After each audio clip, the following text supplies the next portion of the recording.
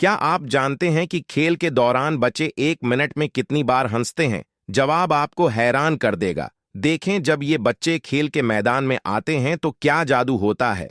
सबसे पहले वो स्लाइड पर चढ़ते हैं और फिर तेजी से नीचे आते हैं। हर बच्चा खुशी से चीखता है और हंसता है। अब देखें झूले पर क्या हो रहा है।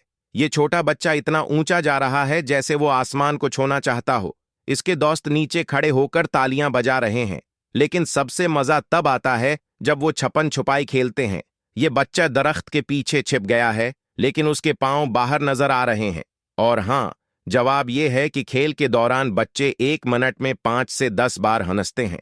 क्या आपका बच्चा भी इतना हंसता है?